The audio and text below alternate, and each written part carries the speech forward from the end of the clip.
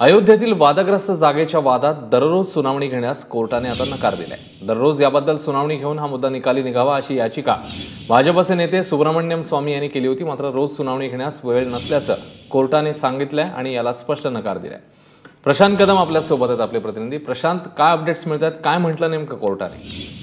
अश्विन, खरं तर अयोध्येच्या या सगळ्या प्रकरणामध्ये कोर्टामधली जी शेवटची हालचाल झालेली आहे ती 2010 साली, त्याच्यानंतर 6 ते 7 वर्ष कोर्टामध्ये पुढे काहीही झालेलं नाहीये आणि म्हणून भाजपचे नेते सुब्रमण्यम स्वामी यांनी ही याचिका दाखल केली होती आणि त्यांचं म्हणणं होतं की या प्रकरणावरती तातडीने सुनावणी व्हावी आणि रोजच्या रोज या संदर्भातली कार्यवाही जी आहे ती सुप्रीम कोर्टामध्ये व्हावी। आज या संदर्भातली सुनावणी जी आहे ती सुप्रीम कोर्टाच्या समोर ही मागणी आली। त्याच्यानंतर कोर्टानं ही मागणी फेटाळलेली आहे आणि दोन गोष्टी याच्यामध्ये झालेल्या आहेत। एक तर सुब्रमण्यम स्वामी जे आहेत हे मूळ याचिकेकर्ते नसल्यामुळं त्यांच्या या सगळ्या म्हणण्याला कोर्टानं फार महत्व दिलेलं नाहीये। कोर्टानं स्वामींनाच विचारलं की मुळामध्ये तुमची या भूमिकेमध्ये एवढी इंटरेस्ट का आहे, कारण या सगळ्या प्रकरणातले जे मूळ याचिकाकर्ते आहेत त्यांची बाजू अजून कोर्टाकडे या संदर्भातली आलेली नाहीये।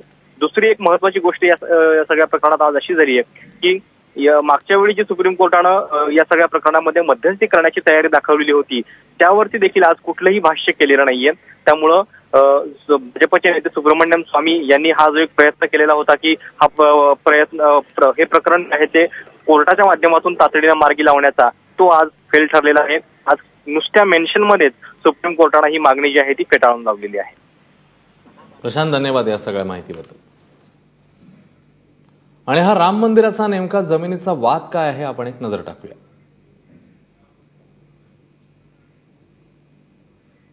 अयोध्येतल्या वादग्रस्त जागेवरच रामाचा जन्म झाल्याची धारणा आहे आणि आरोप आहे की 16व्या शतकात या जागेवरचं मंदिर पाडण्यात आलं। मंदिर पाडून त्याच ठिकाणी बाबरी मशीद उभारण्यात आली आणि नंतर काहींनी 1949 साली मशिदीमध्ये रामाची मूर्ती ठेवली। तेव्हापासून या जागेवरून वाद उभा राहिला।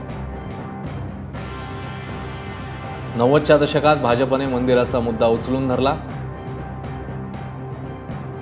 92 साली वादग्रस्त जमिनीवरची वास्तू ही पाडण्यात आली। पुरातत्व खात्याच्या खोदकामात मंदिराचे अवशेष सापडल्याचा दावाही करण्यात येतो। गेल्या 65 वर्षांपासून हा वाद न्यायालयामध्ये प्रलंबित आहे।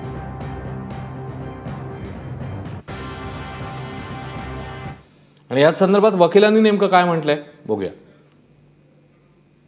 10,000 पेज का फैसला है। सुप्रीम कोर्ट को एक अलग से बेंच बनानी पड़ेगी, उसके लिए लगातार वो बेंच उसी के लिए रहेगी। तो इसलिए ये सब देखते हुए तो माननीय सर्वोच्च न्यायालय का निर्णय है कि इसको जल्दी सुना जाए या नहीं सुना जाए।